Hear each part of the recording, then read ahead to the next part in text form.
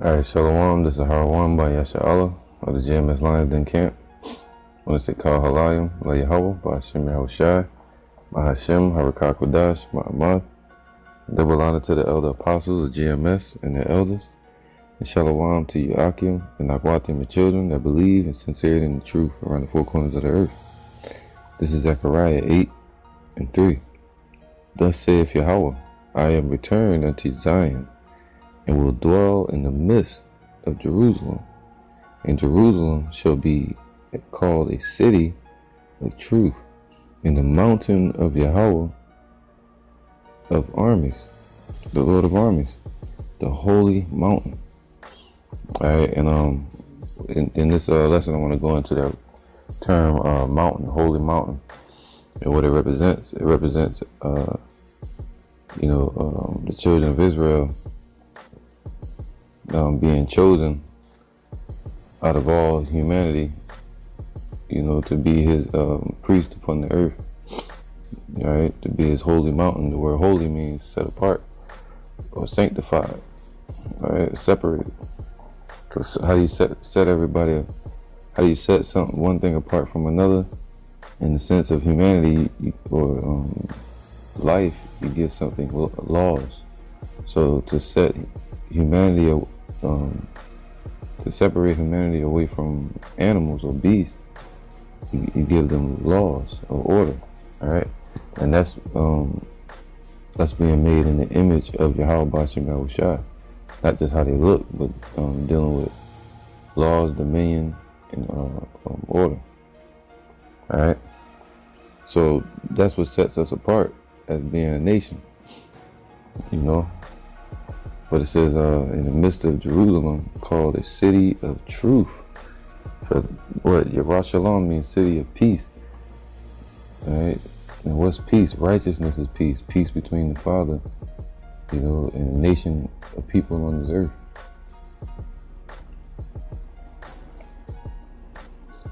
All right, this is Deuteronomy chapter 7, verse 6. It says, "For thou art an holy people unto Yahweh thy power, and Yahweh thy power have chosen thee to be a special people unto himself above all people that are upon the face of the earth."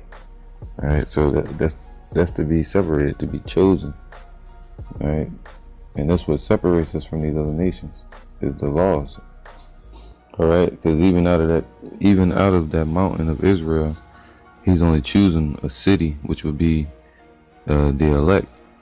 All right, because Israel represents a city of truth, a light on a hill. But if Israel is the mountain, now you have the elect, which represent that light or that city. All right. Now it says, 2nd Ezra chapter 9 verse 20. "So I considered the world, and behold, there was peril because of the devices that would come into it." All right. And what's that? The opposite of peace. This is not peace with the Father. This is imbalance or iniquity. Now, being righteous and keeping his laws and his ways, that's what love. John 14:15, if I'm not mistaken. And that's how you show the Father you love him, by being in order with him, keeping his ways. And by kissing the Son, which means giving a kiss of charity and honoring his Son. That's how you make peace. All right. Now it says, "So I considered the world, and behold, there was peril because of the devices," meaning the imaginations of man, right? Thinking their own way, doing things how they want to do it. And that's these other nations, 2/3 of our people now, that were come into it.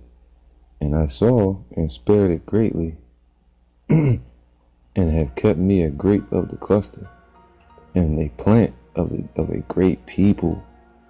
So he spared the whole world, and he kept a plant of a great people, man, a grape of the cluster.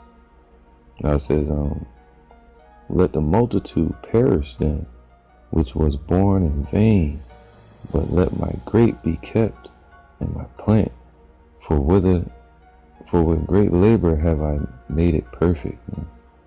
All right, so with great labor is the Most High pruning and gardening his mountain so it can grow lilies and beautiful flowers upon it. All right, this is 2nd Ezra chapter 2 verse 19, and it says, and as many fountains, actually I'm going to start from 18, it says, for thy help will I send my servants Esau, but right there it's supposed to say Isaiah, if I'm not mistaken. All right, is it Isaiah or yeah, and it says Jeremy, which is Jeremiah, after whose counsel I have sanctified and prepared for thee 12 trees laden with diverse fruits, and that represents the 12 tribes of Israel. All right, but out of the 12, you're gonna have something called the church, and the word church means to be called out. All right, and the reason I say that might be Isaiah. It's lucky if I'm wrong, so somebody can check into it. But Isaiah and Jeremiah started prophesying around the same time. All right, around 790 BC, all till the fall of Jerusalem, and a little bit beyond that, which was around 701 BC. All right, but that's talking about a future prophecy of those same prophets coming back and teaching in 2,000 years ago, and also in America. Now it says, after whose counsel I have sanctified. Sanctified means to make holy, separated. Right, separated us through the truth. Right, through His word. His word separates us now too. And prepared for thee 12 trees laden with diverse fruits. Alright, that way said, this tree bears not fruit, it should be cut down or hewed down. And those trees represent men, alright? But these 12 specific trees represent the 12 tribes of Israel. And as many fountains flowing with milk and honey, alright? That means with healing and with growth and health, right? And riches, spiritual riches. It says, and 7 mighty mountains. That's what represent the 7 churches of Asia Minor, right? Whereupon there grow roses and lilies. That means the truth is healthy, is budding, right? With fruit and flowers. Whereby I will fill thy children with joy. Right? Fill thy children with truth and salvation and safety. So that's the set apart mountain. This is Ephesians 2 and 12. That at that time ye were without Yahawashi, being aliens from the commonwealth of Israel. So if you don't know Yahawashi or the laws, all right, but even keeping the laws, that still don't make you perfect, because you look at the scribes and Pharisees, they were keeping the laws perfect, damn near perfectly, or at a high level, but they were still wicked. You see, they're wicked in heart, wicked in mind.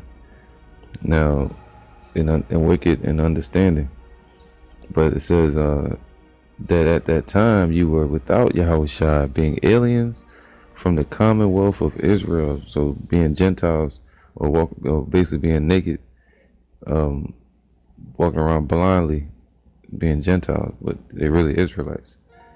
It says, and strangers from the covenants of promise. So they were foreigners to their promise, man. Foreigners to what? Faith. Because the covenant of promise was given to Abraham. It was the covenant of faith. All right. So they were strangers to that as well. Faith in Yahawashi. So it says, having no hope and without Yahweh in the world. You know. So the commonwealth of Israel will be to keep the laws. That's what makes you an Israelite. And doing the work, and and the strangers from the covenants of promise, that represent strangers to the laws, foreigners to the laws, and foreigners to the faith. But now in Yahawashi and Mashiach, ye who sometimes were far off are made nigh by the blood of Yahawashi, for he is our peace, who have made both one and have broken down the middle wall of partition between us, meaning went up into the gaps. Right? It stood in the gaps, man. Now it says, having abolished in his flesh the enmity, even the law of commandments contained in ordinances, to make himself, for to make in himself of twain one new man, so making peace, and that he might reconcile both unto Yahweh in one body by the cross, having slain the enmity thereby, and came and preached peace to you which were far off, and to them that were nigh. Right? So he that this is our peace, going through the way, the door to Yahweh, to the Father. That's the only way. That's the only way to make peace and be at peace with the Father, is to have faith in his Son, Yahawashi, the one that did everything correctly, and his firstborn. All right, because it's like the body trying to be connected to the head without the neck. You know what I'm saying? It's like a detachment there. So you gotta have that bridge. That bridge represents Yahawashi. Alright. And the only way to do that, the spirit of Yahawashi, is the spirit of truth. So, you get the point. This is Sirach 17:17. In the division of the nations of the whole earth, he set a ruler over every people. But Israel is the Lord's portion, right? Yahawashi's portion, whom being his firstborn, all right, so the nation of Israel is his firstborn creation. He nourisheth with discipline, and giving him the light of his love, doeth not forsake him, man. So the same thing talking about Yahawashi and also the children of Israel.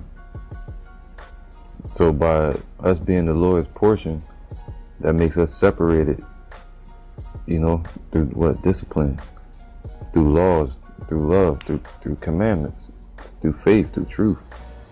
That's what makes us separate, man. And through affliction. Now, alright.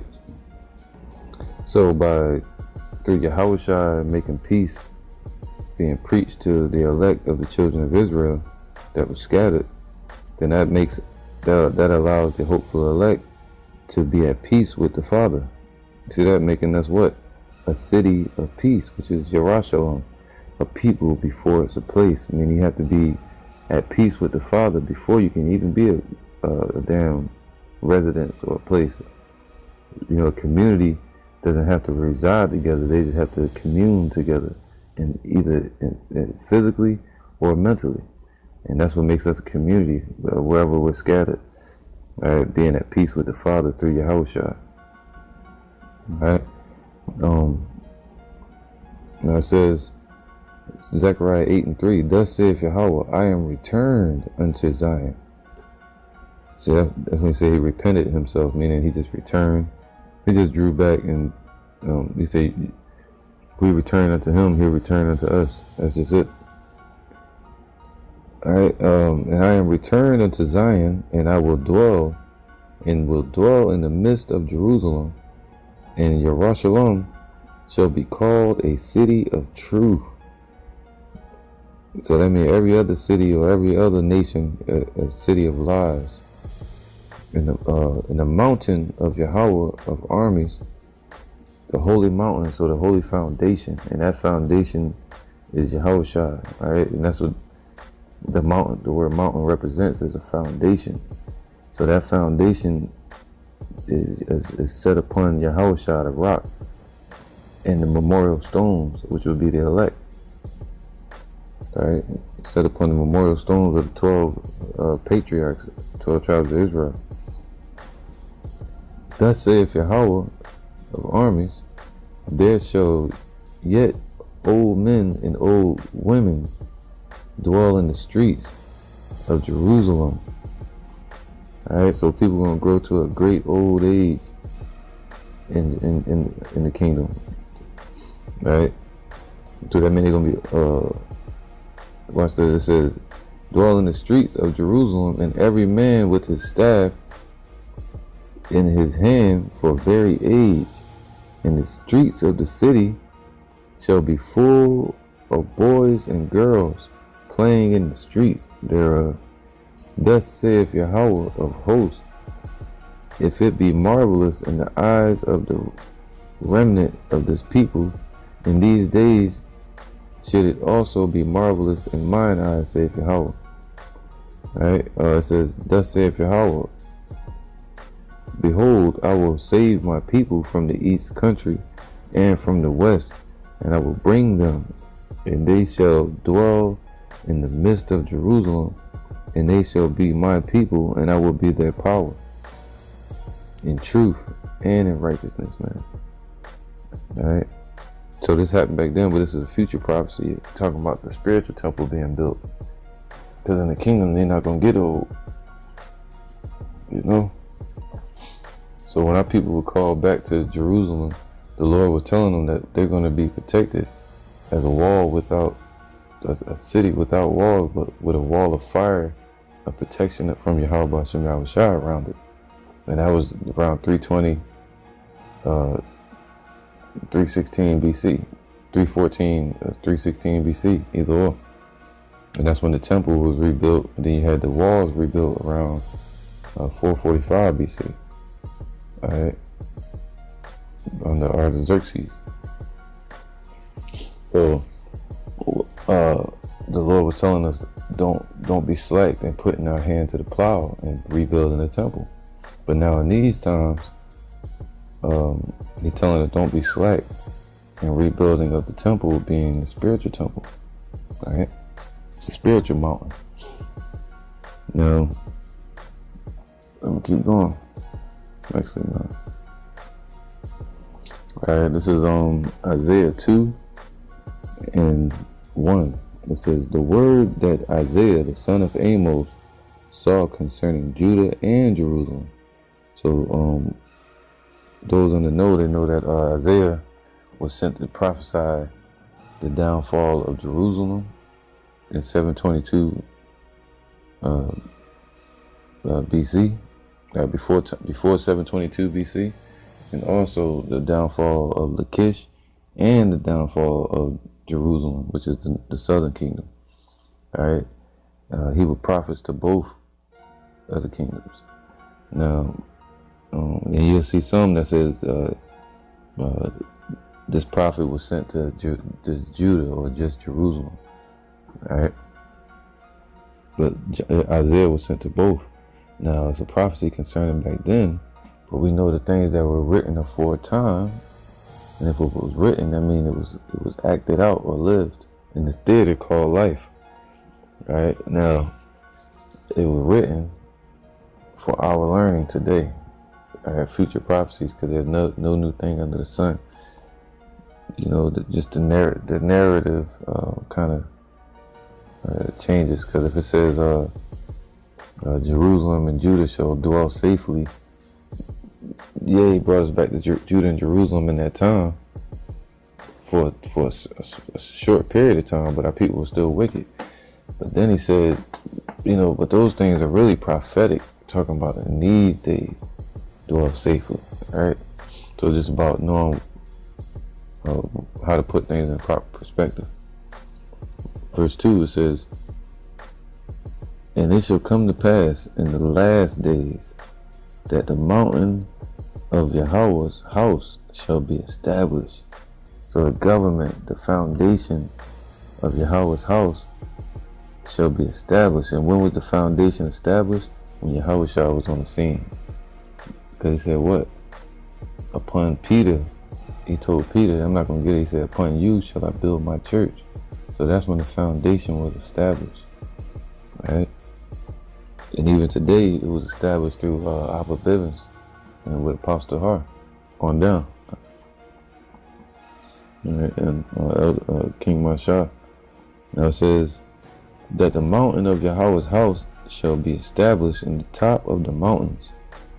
So in the highest part of America, and we call it the light the light of the Chaldees majesty, the beauty of the Chaldees majesty, which would be America, the central point of media, focus, everything. You know, that's America.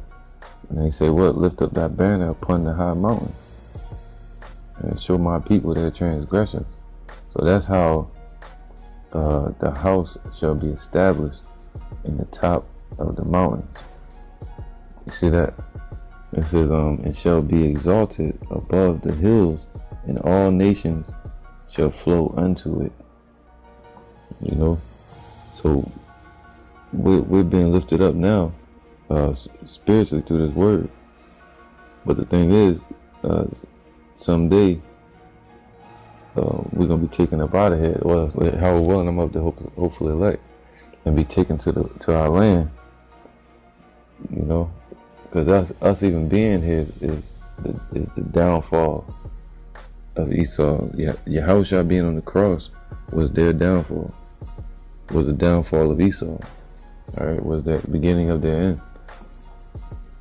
So it says, it shall be established, meaning above all these kingdoms. In the midst of these kingdoms, he shall prepare a table for you in the presence of your enemies. And he's going to take us away from here and take us to our land and establish us there, man. But we're going to be established already in the midst of our enemies, mentally and spiritually first. You know, just to show his power as gold tried in the furnace of adversity, being in the midst of these wicked ass nations. And that goes with, all right, this is Zechariah 5 and 6. It says, actually verse 5, it says, then the angel that talked with me went forth and said unto me, lift up now thine eyes and see what it is that goeth forth. And I said, what is it? And he said, this is an ephah that goeth forth. And the ephah represents a measurement or a judgment. All right, so this is a judgment that's going forth on the children of Israel and on Esau or in Babylon. It says, he said, moreover, this is their resemblance through all the earth, meaning this is their mindset. All right, this is their look throughout all the earth. Talking about the actual people. And behold, there was lifted up a talent of lead.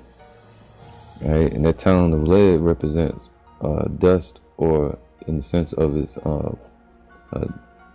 darkness or blindness. All right, and this is a woman, or harsh persecution. This is a woman that sitteth in the midst of the ephah. All right, and in the midst of the measurement. So you had a measuring bowl, and you had the woman, which would be the children of Israel, and you have something else you can throw in there with it and measure it together. All right, and he said, this is wickedness. All right, so he took wickedness and he cast it into the midst of the ephah, and he cast the weight of lead upon the mouth thereof. Meaning he trapped us here in bondage under Esau in the midst of wickedness, man. All right, and blindness. Blindness in part have happened to the children of Israel. But what he said, this is where we're going to be established at, meaning established as a nation spiritually, right? And then taken up and changed in one day, renewed in one day, laws in our inward parts in one day, taken up into chariots. So the establishment is really happening through wisdom right now. All right, it says, and behold, there was lifted up a talent of lead, meaning a measure. A talent represents a measure as well, of lead. And this is a woman that sitteth in the midst of the ephah. And he said, this is wickedness. And he cast it into the midst of the ephah. And he cast a weight of lead upon the mouth thereof. All right, so it basically, blinded our speech, blinded us from speaking and everything, man. And put us in bondage. Our harsh bondage, put a yoke of iron upon our neck. It says, then I lifted up my eyes and looked, and behold, there came out two women. All right, two women going to come out, right? And the wind was in their wings, for they had wings like the wings of a stork. And they lifted up the ephah, with this measure, between the earth and the heaven. Then said I to the angel that talked with me, whither do these bear the ephah? And he said unto me, to build it an house in the land of Shinar, and it shall be established, and set there upon her base. So what it means, upon her own base. That's not talking about Jerusalem being set upon Jerusalem. That means Jerusalem or Israel being set in the midst of the heathens and literally being carried away into Babylon and set there upon its base, meaning the measure is set in place, right, of this judgment of our people. 2/3 of our people were basically being put into the sieve and being sifted out, right, as corn is sifted in the sieve. Same thing.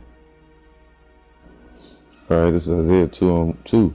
And it shall come to pass in the last days that the mountain of Yahweh's house shall be established in the top of the mountains, and shall be exalted above the hills. I mean, all the governments and nations, man. And all nations shall flow unto it. I mean, all the nations are going to come up to the house of Israel, and they're going to be forced to keep the laws of the house of Israel. And they're going to give all their riches to the house of Israel, man. All right, and many people shall go and say, come ye, let us go up to the mountain, all right, of Yahawashi, to the house of the God of Jacob, the power, Allah Ma Yaquab, and he will teach us of his ways, and we will walk in his paths, for out of Zion shall go forth the law, and the word of Yahweh from Jerusalem. That's why he said we're going to wake up, or the hopeful elect going to wake up every day upon their bed in joy, with the word in their mouth and a two-edged sword in their hand, to execute judgment upon the heathen and bind their nobles with fetters of iron. You know, daily basis, man. All right. It says the law is going to go forth from Zion. Why? Because the law is going to be in the hopeful elect's inward part. It's going to be in their mind. They're going to be renewed. A holy foundation is set upon Yahawashi. All right. And Yahawashi set it upon Peter, which is King David. The true delegate over the nation of Israel under Yahawashi. All right. So it says all the nations, because the scriptures say after 1,000 years shall the dead live. After 1,000 years, the dead going to be given some type of form of living upon the earth, meaning these other nations. But Esau is going to be eradicated. That's just it. They're going to be wiped off the earth after 1,000 years. But after 1,000 years, you other heathen nations, you're going to get some form of living, meaning you're going to be paying tribute to the children of Israel. All right. It says, verse 4. And he shall judge among the nations and shall rebuke many people. Why? Because they're going to be getting rebuked 24/7. Because they're still going to be going off. Right? And they shall beat their swords into plowshares. All their missiles, all their technology going to be used for technology to hurry up and build our kingdom with. It says, swords into plowshares, and their spears into pruning hooks. Nation shall not lift up sword against nation, neither shall they learn war any more. O house of Jacob, come ye and let us walk in the light of Yahweh. So they let you know it's talking about a future prophecy, because all nations are still studying war. None of these nations have beaten their swords into plowshares yet. And none of the nations are coming up to Jerusalem for the law. And we're not there. And the salvation hasn't happened yet. So that's how you know this prophecy in Isaiah 2 in the Old Testament is prophesying about future salvation to the children of Israel. All right, the mountain, the government, the foundation stones of Yahawashi, all right, Israel. All right, this is Luke 6:46. And why call ye me Lord, Lord, and do not the things I say? Whosoever cometh to me and heareth my sayings and doeth them, I will show you to whom he is like. So if you keeping his word and keeping his ways, this is you. He is like a man which built a house, meaning laid the first foundation stones, which would be Yahawashi, right? The stone in your mind, and you become a stone as well in the building of Yahawashi's temple. All right, brick by brick. All right, he is like a man which built an house and digged deep and laid the foundation on a rock. And when the flood arose, the stream beat vehemently upon that house and could not shake it, for it was founded upon a rock, man. Meaning knowledge and wisdom gonna keep you stable. So when this world and the destruction and the lies come, it can't shake you, man. You're steady. You don't go to the left or to the right. You walk in that straight path. But he that heareth and doeth them not is like a man that without a foundation built an house upon the earth, against which the stream did beat vehemently, and immediately it fell, and the ruin of that house was great. This is Isaiah chapter 11, verse 1. And there shall come forth a rod out of the stem of Jesse. All right, and that rod is that ruler. That's why I say that rod and that staff, they comfort me. So that rod represents Yahawashi, all right? A true spirit, a true son of Yahweh, of Yahweh. It says a rod out of the stem, meaning the bloodline, the root of Jesse. And Jesse, through one of the sons of Jesse was David. All right, that's why we call him the bloodline of Jesse, bloodline of King David, bloodline of Joseph. And a branch shall grow out of his roots, and that branch is Yahawashi. I just did a lesson on that. All right, I think it was Zechariah 5:4 or something like that, if I'm not mistaken. It says, and the spirit of Yahweh shall rest upon him, and the spirit of wisdom and understanding, and the spirit of counsel and might, the spirit of knowledge and of the fear of Yahweh, and shall make him of quick understanding in the fear of Yahweh, and he shall not judge after the sight of his eyes, meaning no respect of person, neither reprove after the hearing of his ears, right? Not falling into the whispers of man or even women, right? He judges according to the spirit. That's Yahawashi. And he shall smite the earth, so like verse 4, but with righteousness shall he judge the poor. And the poor in spirit represent the children of Israel. And reprove with iniquity for the meek, reprove with equity for the meek of the earth. And he shall smite the earth with the rod of his mouth. So that's talking about his word. All right, so his word is the truth. So what his word and his laws, they comfort us, right? Because the staff is what supports you. See that? And what supports you gives you life and helps you live longer. Now the laws are what set up to give you life. So the word and his laws and commandments, knowledge, wisdom, and understanding comfort us. All right. Where was that?